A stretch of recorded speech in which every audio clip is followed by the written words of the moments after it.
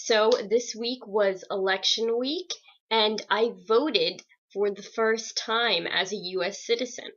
Some people may not know this, but even though I've been living in the United States well, I've been here since I think we moved here in the middle of my first grade.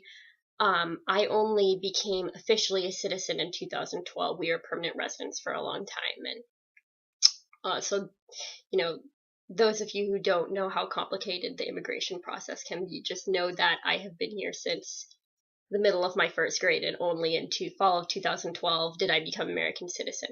Unfortunately, our citizenship ceremony didn't happen in time for the November presidential election that year, and I remember being really upset because, I mean, we had gotten our citizenship. Like, I had taken the test and passed it and everything. I walked into there pretty cocky. I remember having, taken AP history classes in high school. But anyway, I passed easily, and then we had the ceremony, and then there wasn't enough time between that for us to register to vote.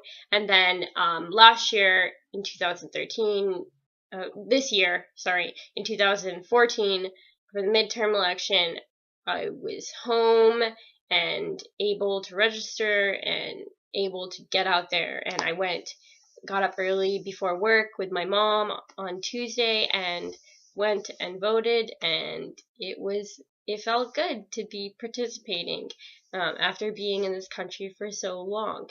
And so that happened. Yeah, and so in the back here, you guys, I realize, can see kind of my little Canadian flag. And one thing a lot of people might not know about me is that I do now have citizenship in 3 different countries. I was born a Canadian citizen, and my parents were also naturalized as Canadian citizens, and then we became United States citizens. And also, when I was born, my parents registered me in the Pakistani embassy, so I'm also a citizen of Pakistan. So yeah, I have 3 citizenships. Whenever we would play like cool, weird, interesting facts about you games, that was usually my thing, that I have 3 citizenships. Although now that's gone because I just put it in a video blog, and so everyone's gonna know. But anyway, so I was thinking about how I was so excited about having the ability to participate in voting, and how many people have had that ability and don't go. And I used to kind of really resent people like that, because I was like, oh, well, I'm trying to stay informed and pay attention and, want to do my civic duty and participate, but you can and you won't.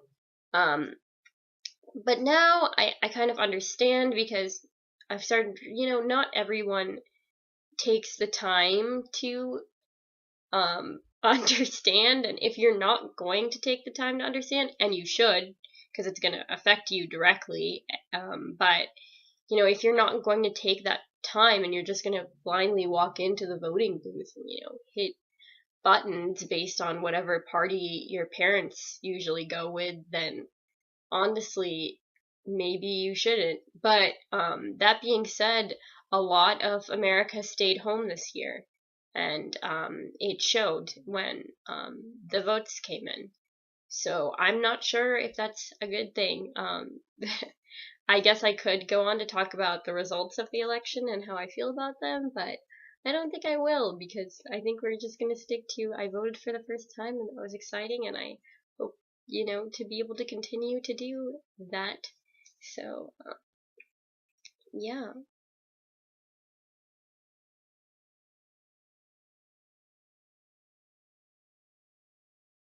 Oh, also, I got a phone interview for medical school. So that will be interesting.